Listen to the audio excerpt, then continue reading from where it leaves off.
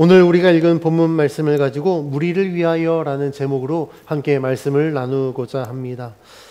예수님께서는 이 마르다와 마리아 그리고 사람들이 장사 지내는 모습을 보시고 지난주 본문에서 비통해 하셨다라고 말씀을 나누었습니다. 예수님이 왜 비통해 하셨다고요? 하나님의 영광을 위하여 나사로를 회복시켜 주실 것이다 라고 분명히 말씀했음에도 불구하고 사람들은 예수님의 말씀을 믿지 못했습니다. 그들이 믿지 못하게 만든 가장 큰 방해 요소는 무엇이었냐면 내가 갖고 있는 지식, 내가 경험한 경험. 그러니까 어찌됐든 믿음은 우리들이 갖고 있는 지식과 경험 모든 것을 초월해야만 믿을 수 있는데 인간은 자신이 가둬놓은 이 한계 안에서만 믿으려고 했기 때문에 내가 예수를 믿는다고 하면서도 예수님이 하신 말씀을 다 믿지 못했습니다. 예수님은 그 불신을 보시고 비통해 하셨다라고 지난주 본문에서 말씀하고 있습니다. 그리고 나서 예수님은 그것으로 끝내는 것이 아니라 예수님이 말씀하신 대로 하나님이 계획하신 대로 어떻게 역사하시는지 보여주기 위하여 예수님은 행동으로 이행하십니다. 그래서 예수님은 사람들에게 무덤에 돌을 옮기게 하시고 하나님께 다음과 같이 기도하는데 오늘 본문 41절 41절에 이렇게 기록합니다. 42절 상반절까지 함께 봉독합니다. 시작. 돌을 옮겨 놓으니 예수께서 눈을 들어 우러러 보시고 이르시되 아버지여 내 말을 들으신 것을 감사하나이다. 항상 내 말을 들으신 줄을 내가 알았나이다. 아멘. 예수님은요 하나님 앞에 이렇게 기도합니다. 뭐라고 기도하시죠? 내 말을 들으신 것을 감사합니다라고 기도하십니다. 아직 나사로가 나온 거 아닙니다. 그런데 예수님은 하나님 내 말을 들으신 것을 감사합니다. 그리고 42절 상반절에 뭐라고 고백하시죠? 항상 내 말을 들으신 줄을 내가 알았나이다 라고 기도합니다. 예수님이 하나님께 감사할 수 있었던 이유는요, 예수님 기도에서 두 가지 내용 때문에 그렇습니다. 첫 번째 내용은 41절에 기록된 것처럼 하나님이 기도를 들으신 것에 대한 감사였었어요. 그러니까 예수님은 내가 기도하면 하나님 내 기도를 들으시는 분이다라는 그 믿음이 있었기 때문에 하나님이 내 기도를 들으신 것, 그것으로 인해서 감사하셨습니다. 예수님은요 나사로가 왜 병들었는지 아셨어요. 예수님이 제자들에게 말씀하신 것처럼 나사로가 병든 것은 무엇을 위함이라고 말씀하셨죠? 하나님의 영광을 나타내기 위하여서, 그리고 하나님의 아들이신 예수 그리스도의 영광을 나타내서 모든 사람들이 예수를 그리스도를 믿게 하기 위하여서 나사로가 병이 들었다라고 말씀하셨습니다.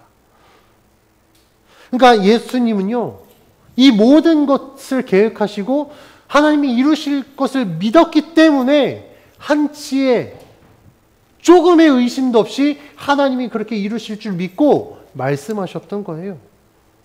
그리고 하나님은 그렇게 말씀한 대로 이루실 것을 확신했기 때문에 하나님 앞에 감사할 수 있었던 겁니다. 예수님이 하나님 앞에 감사할 수 있었던 두 번째 내용은요, 42절에 기록된 것처럼 하나님은 항상 내 말을 들으시는 줄 내가 알았다라고 고백합니다.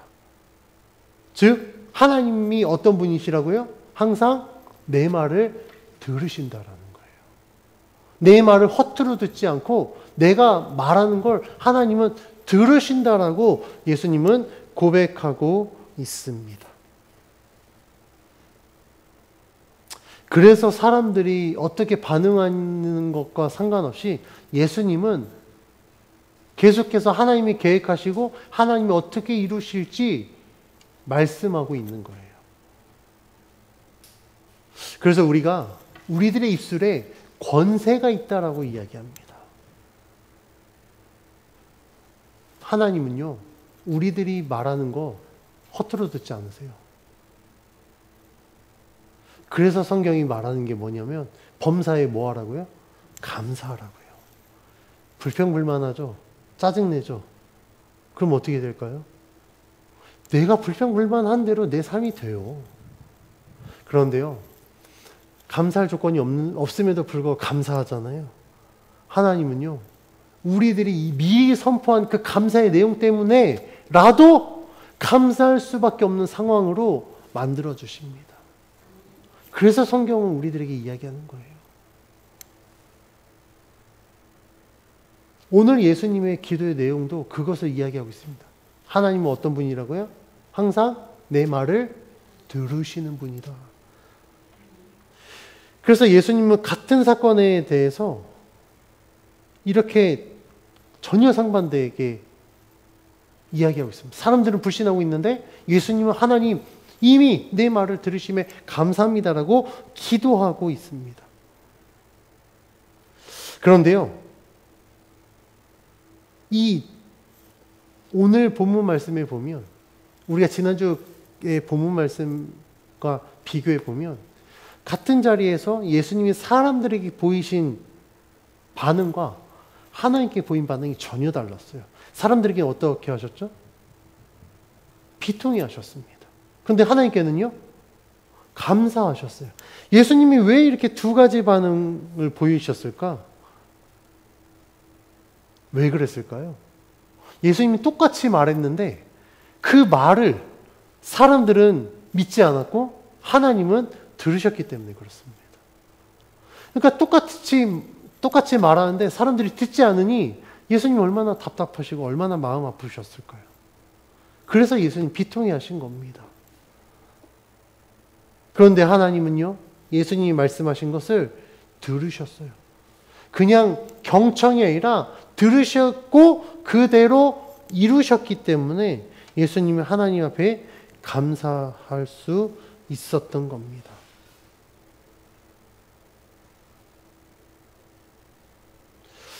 이 예수님의 모습을 통해서 우리들도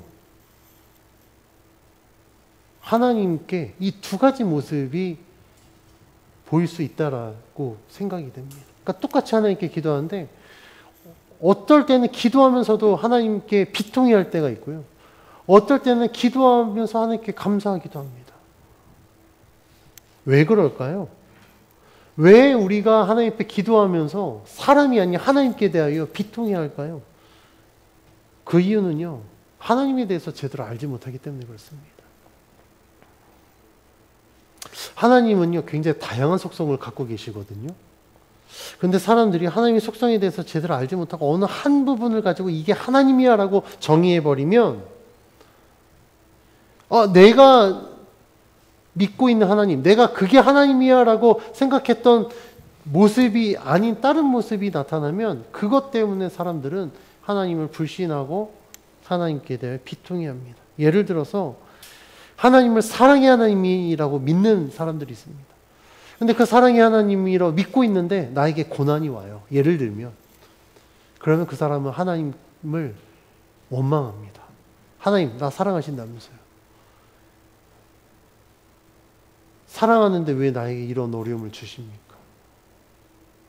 나는 하나님 사랑 전혀 느껴지지가 않아요. 이게 하나님 사랑의 방법입니까? 라고 하나님을 원망하기도 합니다. 사랑의 하나님이면 복을 주셔야지 왜 고난을 줍니까? 라고 이야기를 합니다. 또 다른 예를 들어볼까요? 하나님 공의의 하나님입니다. 그 공의의 하나님을 너무 강조하면요, 그 사람에게 하나님은 어떤 분이냐면 심판의 하나님이에요. 그래서 조금만 잘못하면 하나님이 나를 심판할 거야라는 그 두려움 속에 살아갑니다. 이렇게 심판의 하나님으로 여기고 두려움 가운데 살아가는 자들은요, 하나님의 풍성한 은혜를 누리지 못해요. 늘 하나님 하면 늘 두려움으로 살아가기 때문에 그렇습니다. 그런데요, 하나님, 사랑의 하나님이시고 공의의 하나님이고 신실하신 하나님이고 이 하나님의 모든 것들을 다 알고 있는 사람들은요, 하나님이 어떤 분인지 분명히 알고 있기 때문에 내가 처한 상황과 상관없이 하나님의 존재만으로 하나님을 믿어드릴 수 있습니다. 그래서 내가 처한 상황과 상관없이 하나님이 나의 하나님 되시면 그 사실 하나만으로 내가 감사할 수 있는 거예요. 그 사실 하나만으로 내가 하나님 앞에 더 기도할 수 있는 겁니다. 예수님이 아주 그 기도에 그리고 믿음의 정석을 보여주신 거예요. 지금 사람들은 불신합니다. 아, 그건 말이 안 되는 거예요 라고 이야기하지만 예수님이 하나님 앞에 감사할 수 있었던 것은 하나님이 그렇게 역사하시겠다라고 이미 말씀하셨기 때문에 나사로가 병에 든 건 나의 영광을 나타내기 위함이냐 라는 하나님의 계획을 이미 말씀하셨고 하나님의 계획하신 대로 반드시 이루시는 신실하신 하나님이라는 믿음이 있었기 때문에 예수님 하나님 앞에 감사할 수 있었던 겁니다. 그렇게 하나님 앞에 먼저 기도하고 사람들에게 무덤의 돌을 옮겨놓게 하십니다. 이 예수님의 기도는요, 이 사건, 나사로가 죽어서 지금 무덤에 있고 그가 다시 살아난 이 사건의 분명한 목적을 말씀하고 있습니다. 예수님이 하나님께 감사의 기도를 드린 이유에 대해서 42절은 이렇게 기록합니다. 42절 말씀 같이 한번 봉독합니다. 시작. 항상 내 말을 들으시는 줄을 내가 알았나이다. 그러나 이 말씀하옵는 것은 둘러선 무리를 위함이니 곧 아버지께서 나를 보내신 것을 그들로 믿게 하려 함이니이다. 아멘. 방금 봉독한 42절에서 예수님의 기도의 목적은 그 자리에 둘러선 모든 무리들에게 하나님이 예수님을 보내신 것을 믿게 하기 위함이었습니다. 즉 예수님을 그리스도로 인정하지 않는 유대인들에게 예수님은 하나님의 아들이자 참된 그리스도다라는 사실을 믿게 하기 위하여서 지금 이 모든 상황이 벌어졌다라고 예수님은 기도하고 있는 거예요. 여기에서 우리가 알아야 될 것은 나사로를 살리신 것은요, 단순히 나사로 한 명을 살리기 위해서 이런 일이 벌어진 게 아니라는 사실입니다. 요한복음에 기록된 대로 예수님은요, 수많은 사람들, 모든 인류를 구원하기 위하여 이 땅에 오셨습니다. 그래서 요한복음은 이 요한복음이 기록된 목적에 대해서 뭐라고 이야기하냐면 이것을 통하여서 모든 사람들이 예수를 그리스도를 믿게 하기 위하여 이 책이 쓰여졌다라고 이야기하고 있는 거예요. 그러니까 나사로가 죽어서 다시 살아난 것은 그러니까 나사로 한 명이 생명을 얻은 것으로 끝나는 것이 아니라 그 사건을 통해서 그 자리에 있는 모든 사람들이 그리고 이 이야기를 들은 모든 사람들이 예수를 그리스도로 믿고 영원한 생명을 얻는 놀라운 역사가 이루어진다라는 사실입니다. 그래서 예수님이 이렇게 기도한 거예요. 여기 있는 모든 무리들이 이것을 통하여서 예수 그리스도를 믿고 생명을 얻게 하기 위하 하나님이 이렇게 역사하신다라고 기도하신 것입니다. 그래서 우리가 요한복음에 이 내용이 기록된 이유는 하나님의 구원은 하나님이 보내신 예수 그리스도를 통해 이루어진다라는 그 사실을 알려주기 위함입니다. 예수님이 그리스도이시기 때문에 예수님은 길이요 진리요 생명이 되어 주십니다. 그래서 예수 그리스도를 믿으면 그 믿는 모든 자는 예수님이 말씀하신 대로 생명을 얻는다라는 거예요. 구원받은 하나님의 백성이 될 수 있다라는 겁니다. 이것이 성경의 가르침이자 복음의 핵심이 됩니다. 근데 우리는 이런 내용을 많이 들어서 잘 알고 있을지 모르겠습니다. 그런데요, 이때 당시에 요한복음을 읽는 독자들에게는 익숙하지 않을 수 있었습니다. 그래서 요한복음을 기록한 거예요. 독자들로 하여금 예수는 나사렛에서 자란 목수의 아들이 아니라 하나님이 보내신 하나님의 아들이시구나. 우리를 구원하기 위해 이 땅에 온 그리스도구나 라는 사실을 이야기하고 있는 겁니다. 그래서 예수님은 나사로가 병에 들었다는 소식을 듣고 슬퍼하기보다 오히려 기뻐하셨습니다. 예수님이 기뻐하신 이유에 대해서 15절에 이렇게 기록하고 있는데 위로 올라와서 15절 말씀 같이 봉독합니다. 시작. 내가 거기 있지 아니한 것을 너희를 위하여 기뻐하노니 이는 너희로 믿게 하려 함이라. 그러나 그에게로 가자 하시니 아멘. 예수님은 그 사랑하는 나사로가 병들었다는 소식을 듣고 슬퍼하지 않으셨습니다. 오히려 기뻐하셨어요. 왜요? 15절에 뭐라고요? 너희를 위하여 기뻐한다. 왜냐하면 이는 너희로 믿게 하려 함이라. 나사로가 병든 거 그것은 하나님이 너희에게 하나님의 살아계신 것, 내가 그리스도이심을 믿게 하기 위하여서 지금 나사로가 병이 들었다. 그러니까 예수님은요, 기뻐하신 거예요. 왜냐하면 나사로는 아무리 죽을 병이어도 죽지 않는다라는 믿음의 확신이 있었기 때문에, 설령 죽었다 할지라도 오늘 본문에 나온 것처럼 하나님이 다시 살려주실 것이다라는 믿음의 확신이 있었기 때문에 그렇습니다.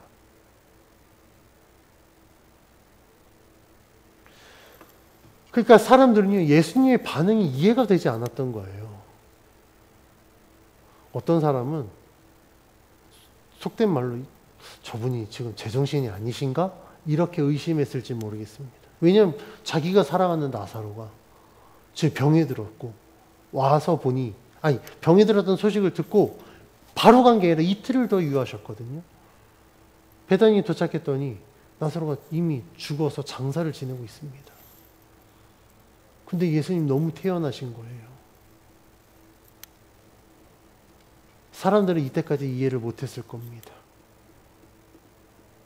그런데 예수님은 모든 것들이 하나님의 계획하심과 인도하심 속에 이루어지고 있다라는 걸 알고 계셨기 때문에 하나님 앞에 감사했고, 그로 인하여서 너희들이 예수를 믿게 된다면, 너희들이 영생을 얻을 수 있다면 나는 그것으로 기뻐한다라고 고백하는 겁니다.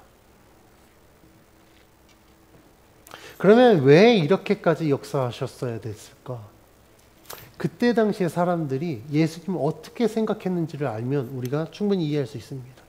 이때 당시 사람들에게, 유대인들에게 예수님은 어떤 존재입니까? 베들레헴에서 태어나 나사렛에서 목수의 아들로 자란 그냥 그저 평범한 그냥 한 청년이었던 거예요. 표면적으로 봤을 때. 그런데 사람들이 알지 못하는 놀라운 비밀이 있었죠. 그 비밀이 무엇입니까? 예수님은요, 요셉과 마리아의 아들로 자랐지만 예수님은 요셉의 씨로 잉태하신 분이 아니잖아요. 어떻게 잉태하셨습니까? 성령으로 잉태하셨습니다. 하나님이 이 땅의 모든 자들을 구원하기 위해서 성령으로 잉태되어 이 땅에 태어나게 하셨습니다. 그리고 십자가에 못 박혀 죽으셔서 우리의 모든 죄를 대속하실 그리스도다라는 사실을 사람들은 알지 못하는 거예요. 그러니까 예수님을 보고 믿지 못했던 겁니다.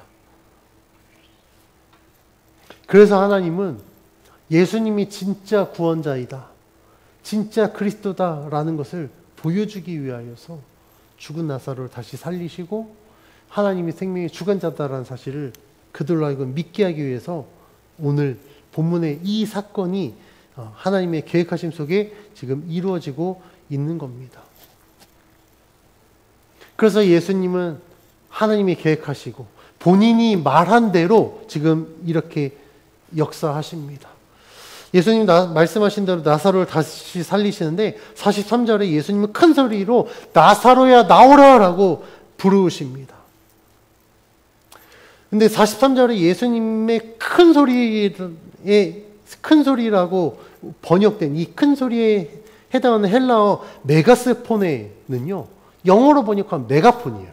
그러니까 메가스, 굉장히 큰 폰의 소리거든요. 영어는 메가폰이라고 하죠. 메가폰이 뭡니까? 확성기예요, 확성기. 확성기 소리 들어보셨죠? 안 들어보셨나요? 저기 여의도 가면요, 국회의사당 가면 굉장히 시끄럽습니다. 맨날 시위해서 너무너무 시끄러워요. 요즘에 좀 안 하는데 북한이 제일 무서워하는 게 남한에서 보내는 확성기, 그 대북방송 되게 무서워한다고 그러더라고요. 그만큼 이 메가폰 소리가 엄청 크거든요. 근데 오늘 43절에 예수님의 큰 소리를 뭐로 비유했냐면 메가폰에, 그러니까 엄청 큰 소리로 나사로야 나오라라고 말씀하셨습니다. 이 신약 성경에 이 메가스포네가 사용된 그 구절들이 있는데요. 언제 사용되는지 제가 말씀드려 볼게요. 이 메가스포네라는 단어가 사용되는 구절은요, 예수님이 예루살렘의 마지막 예루살렘에 입성했을 때 많은 사람들이 종려나무 가지를 흔들고 옷을 깔고 예수님을 맞이하였습니다. 그때 이 무리들이 예수님을 향해서 외쳤던 소리를 메가스포네라고 기록하고 있습니다. 또 유대인들이 십자가에 못 박혀 죽으신 예수님 대신 바라바를 살리라고 외칠 때 막 그 군중들이 외친 그 소리를 메가스포네라고 기록하고 있습니다. 그리고 빌라도에게 예수를 없애라고 요구할 때 이 메가스포네, 그들의 군중의 외침을 메가스포네라고 기록하고 있어요. 그러니까 즉, 이 신약 성경에서 그 수많은 군중들의 그 소리의 함성의 그 강도와 오늘 본문에서 예수님이 나사로를 살리기 위해서 나사로야 나오라라고 외쳤던 이 음성이 같은 데시벨이었다라고 기록하고 있는 거예요. 그러면 예수님의 음성은 왜 이렇게 크게 기록하고 있었을까? 저는 단순히 소리의 크기, 말 그대로 그 데시벨이 높았기 때문에 메가스포네를 사용했다고 생각하지 않습니다. 예수님의 이 외침은, 이 요한복음은 예수님의 외침이 그 군중들의 그 어마어마한 소리와 같은 그만큼의 힘을 표현하기 위해서 이 메가스포네라는 표현으로 기록했다라고 저는 생각이 됩니다. 동굴 안에 있으니까 못 들을까 봐 예수님이 크게 말하는 게 아니었다라는 거예요. 예수님의 그 말씀에는 분명한 어마어마한 권위가 있었다라는 겁니다. 그럼 예수님의 말씀에 이 예수님의 외침의 권위는 어느 정도였을까? 우리가 복음서에 보면 예수님의 이 말씀에 그 외침에 엄청난 권위가 있습니다. 예를 들면 제자들과 함께 배를 타고 갈 때 풍랑이 막 배를 뒤집으려고 할 때 예수님이 풍랑을 꾸짖으십니다. 그때 그 권위, 그리고 예수님이 귀신을 쫓을 때에도 예수님이 명하실 때 귀신들이 막 쫓아가고 심지어 막 군대 귀신까지도 막 나가는 정도의 그 권위, 예수님의 이 외침에는요 어마어마한 권세가 있었기 때문에 그 권세의 크기를 이야기하기 위해서 메가스폰의 어마어마한 소리였다라고 기록하고 있는 겁니다. 예수님이 나사로를 향하여서 외쳤을 때 놀라운 일이 벌어지죠. 44절에 이렇게 기록합니다. 44절 같이 봉독합니다. 시작. 죽은 자가 수족을 배로 동인 채로 나오는데 그 얼굴은 수건에 쌓였더라. 예수께서 이르시되 풀어 놓아 다니게 하라 하시니라. 아멘. 예수님 나사로에게 나오라고 명하셨지만 44절은 동굴에서 나온 자를 나사로라고 표현하지 않습니다. 뭐라고 표현하죠? 44절에 죽은 자라고 표현해요. 왜 예수님이 나사로야 나오라라고 말씀하셨으면 나사로가 수족을 배로 동인 채로 나온다라고 이야기하는데 나사로를 불렀는데 왜 죽은 자가 나왔다라고 이야기했을까요?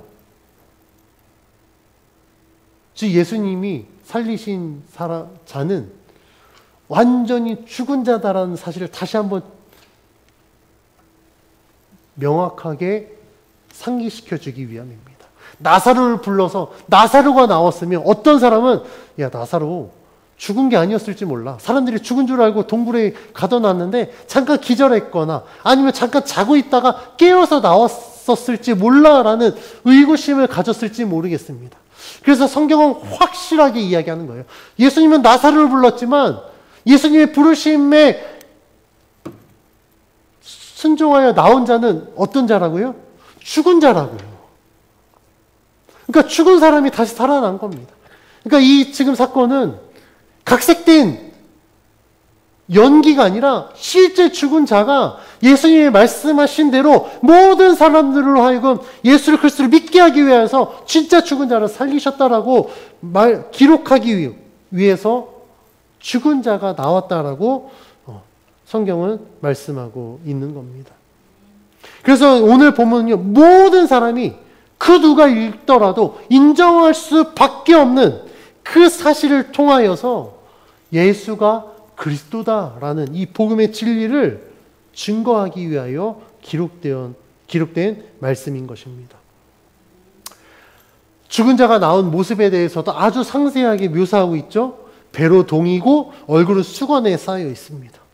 예수님은요, 사람들에게 나사로를 감싸고 있는 모든 것을 풀어 놓아 다니게 하라라고 말씀하고 있습니다. 이걸 통해서 우리는 예수님이 어떤 분인가 라는 사실을 알 수 있습니다. 44절에 예수님이 풀어 놓아 다니게 하라는 말씀은요, 예수님 그 나사로가 배로 동이고 그래서 얼굴에 수건이 감싸져서 그냥 볼 수 있게, 그리고 자유롭게 움직일 수 있게 풀어줘라라는 의미도 있겠지만, 이것은 그냥 표면적인 의미고요. 우리가 영적인 의미를 봤을 때 예수님은요, 묶였던 우리를 어떻게 하십니까? 풀어서 자유케 하시는 분이라는 사실을 오늘 본문이 이야기하고 있는 겁니다. 우리가 예수를 믿기 전에, 예수를 알기 전에 우리는 묶인 자입니다. 뭐에 묶였죠? 죄에 묶였고요. 세상 가운데 묶였습니다. 그러니까 세상이라면 물질에 묶여 있고 성공에 묶여 있고 막 그런 거에 다 묶여 있는 자들이었었어요. 묶여 있다라는 건 무엇을 의미하냐면 자유가 없다라는 거예요. 그러니까 자유하지 못한다라는 겁니다. 제가 제 주변에 보니까요, 그런 것들, 세상의 것에 묶여 있으면 자유하지 않더라고요. 그러니까 그거에 그냥 노예가 돼서 그냥 그거대로 살아요. 제가 최근에 이제 전도하려고 열심히 전도하는 동생들이 있는데, 이 친구들이 다 담배 피워요. 저한테 물어보더라고요.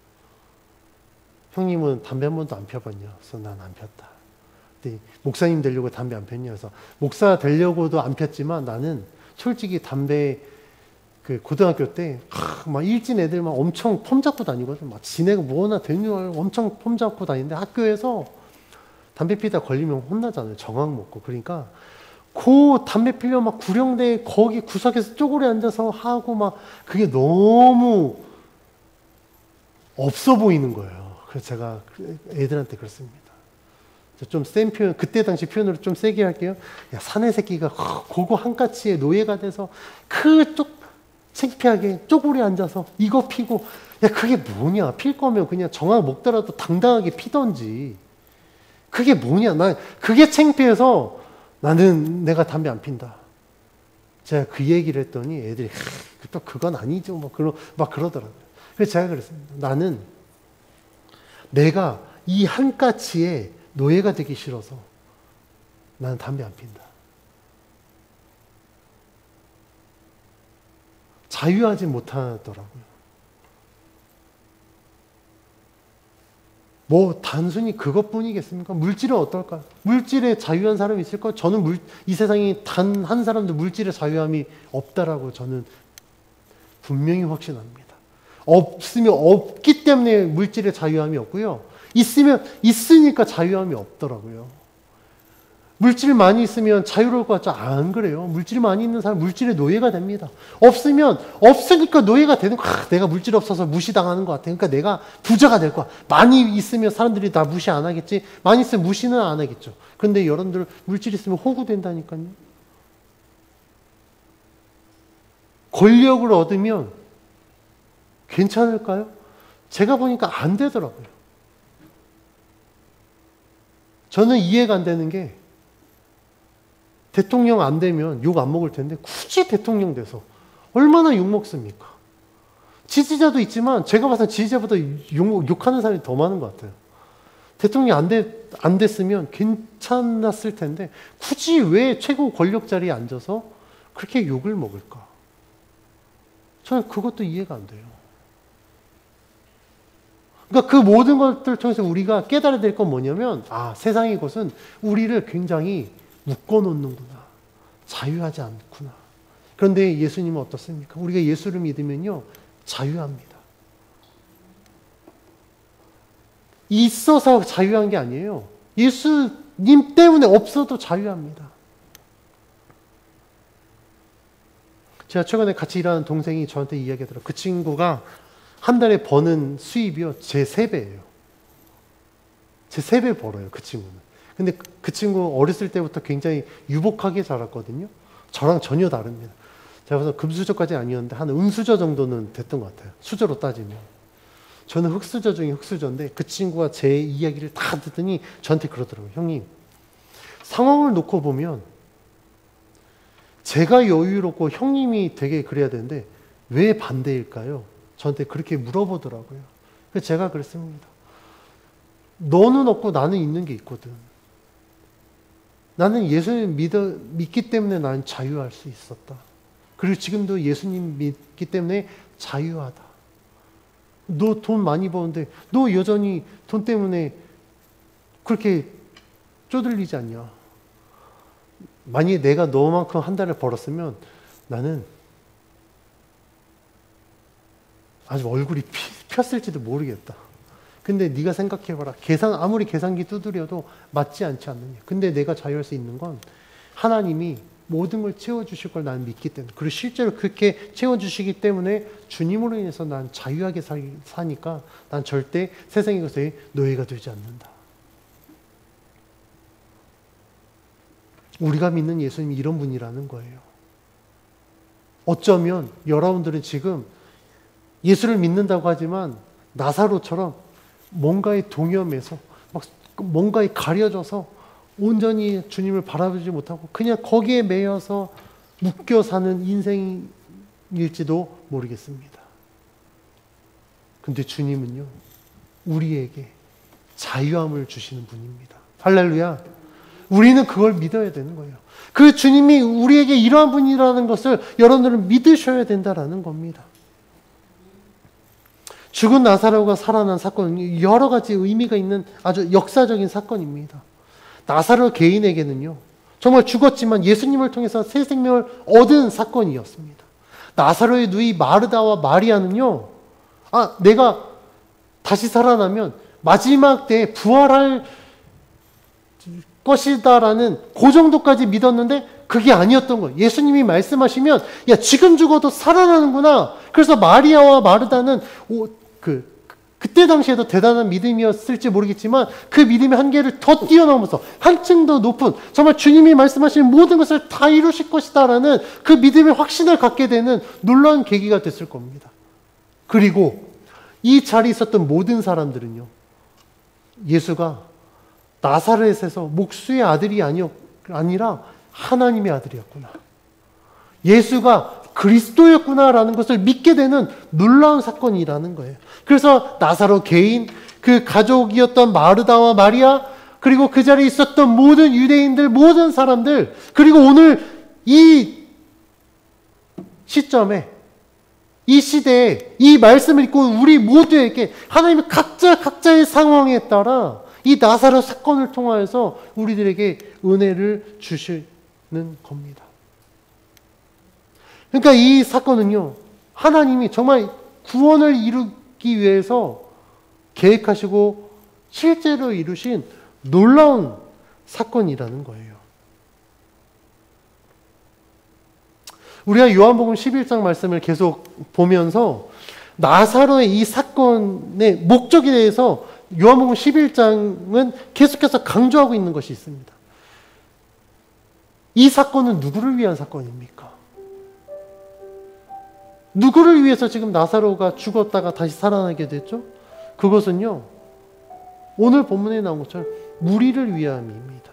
예수를 믿지 않는 자들이 예수님을 믿게 하기 위해서, 믿었던 자들은 더 확실하게 믿게 하기 위해서 오늘 이 사건이 이루어졌다라는 겁니다. 이걸 통해서 하나님은 어떻게 지금 역사하고 어떻게 일하시는지 우리는 알 수 있어요. 하나님은요, 우리가 구원받은 백성이 되게 하기 위해선 수단과 방법을 가리지 않고 모든 것을 동원해서 우리에게 하나님이 살아계신 분이다라는 것을 증명하고 있다라는 거예요. 예수를 그리스도로 너희가 믿으면 너희가 예수로 말미암아 생명을 얻게 될 것이다라고 우리들에게 말씀하기 위해서 하나님은 이런 역사들을 이루셨다라는 겁니다. 그럼에도 불구하고요, 사람들은 예수를 믿지 않습니다. 믿는데 적당히 믿는 경우도 굉장히 많아요. 그런데요, 하나님 앞에 적당히는 없습니다. 제가 분명히 말씀드립니다. 하나님 앞에 적당히는 없어요. 하나님 앞에 합격점은 몇 점일까요? 세상에서 자격증 시험 보면 커트라인이 60점, 70점이더라고요. 그런데 하나님 구원은요, 60점, 70점 없어요. 구원 받느냐 못 받느냐지, 구원 덜 받느냐 뭐 많이 받느냐 정도의 차이가 없다라는 거예요. 그래서 성경은 말합니다. 너희가 믿느냐 믿지 않느냐 라고 물어보시지, 야, 너 많이 믿냐? 조금 믿냐? 성경은 우리들에게 그렇게 물어보지 않습니다.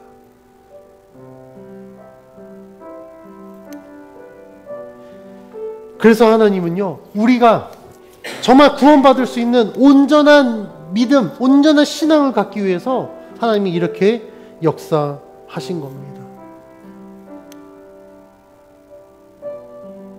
이걸 통해서 우리가 알아야 될 사실이 있습니다. 그것은 무엇이냐면, 하나님은 우리를 위하여 모든 것을 주시는 분이라는 거예요. 내가 불신할지라도 하나님은 나의 불신앙을 고쳐서라도 믿음으로 바꿔 구원하기 위해서 죽은 자를 살리시는 하나님이라는 사실입니다. 하나님은 믿음으로 생명을 얻게 하기 위해서 독생자를 내어주셨습니다. 뿐만 아니라 예수 그리스도를 믿고 구원을 받게 하기 위해서 많은 증거들을 우리들에게 보여주셨습니다. 오늘 본문에 나온 나사로 사건뿐만 아니라 오병이어 사건, 풍랑을 잠잠하게 하신 사건, 수많은 병자를 고치시고 귀신을 내어 쫓는 등 모든 사건들을 하나님이 왜 행하셨느냐? 그걸 통해서 우리들이 예수 그리스도를 믿고 구원을 받게 하기 위해서 하나님이 이렇게 역사하셨습니다. 하나님은요, 지금도 우리들에게 말씀하십니다. 나는 살아있는 하나님이다. 나는 너희를 구원하는 하나님이다. 너희가 예수 그리스도를 믿으면 너희는 내가 약속한 대로 구원받을 것이다. 이것이 성경의 가르침이고 이것이 복음의 진리입니다. 그래서 우리는 이러한 하나님의 역사들을 통하여 예수 그리스도를 믿고 구원받은 하나님의 백성이 되어야 됩니다. 그리고 구원에 합당한 열매를 맺는 삶을 살아야 됩니다. 저는 제 스스로에게도 그런 질문을 하기 때문에 제가 우리 성도님들에게 그리고 많은 사람들에게 물어봅니다. 여러분들 예수 왜 믿습니까? 여러분들 교회 왜 다니십니까? 많은 사람들이요, 자기 자신 때문에 예수 믿고 교회 다녀요. 근데 여러분 분명히 아셔야 됩니다. 교회 다닌다고 다 예수 믿는 거 아닙니다. 예수 안 믿고 교회 다닐 수 있습니다. 그런데요, 예수 믿는 사람은요, 모두가 교회 다닙니다. 이건 제가 갖고 있는 신앙의 원리입니다. 제가 봤더니 교회 다니는 사람들이 다 예수 믿는 게 아니더라고요. 예수 믿는 줄 알고 착각하면서 그냥 예배 참석하는 사람들이 너무나도 많아요. 그런데 진짜 예수 믿는 자는요, 하나님 앞에 나와서 예배 드립니다. 왜냐하면 그게 자기 믿음의 고백이기 때문에 그렇습니다. 하나님이요, 왜 이렇게까지 수많은 것들을 우리에게 보여주셨는가? 이유는 하나예요. 우리를 구원하기 위해서. 그렇게 보여줄 정도로 하나님이 확실한 분이다라는 것을 우리로 하여금 믿게 하기 위해서 보여주셨다고요. 얼마나 더 많은 걸 보여줘야 믿으시겠습니까? 아니, 얼마나 더 확실한 증거들을 얻어야만 온전히 하나님을 붙들겠냐는 거예요. 그래서 저는 믿음으로 권면합니다. 이미 하나님이 살아계시다라는 증거는 넘치고 넘쳤습니다. 중요한 건 내가 믿느냐 안 믿느냐의 차이예요. 그래서 우리들이 결단했으면 좋겠습니다. 주님, 내가 정말 주님을 믿습니다. 주님은 나를 구원하신 분이시고 나를 구원하기 위해서 정말 모든 것들을 다 베풀으신 그 하나님이심을 내가 믿습니다. 하나님 감사합니다. 내가 이 믿음 저버리지 않고 정말 예수님이 다시 오실 때 믿음으로 주를 맞이하여서 하나님이 약속하신 대로 구원받은 백성이 될 수 있도록 하나님 나와 함께 해주십시오. 그렇게 믿음으로 기도하며 정말 이 마지막 때를 승리로 살아가는 우리 모두가 되어지길 주의 이름으로 축원합니다.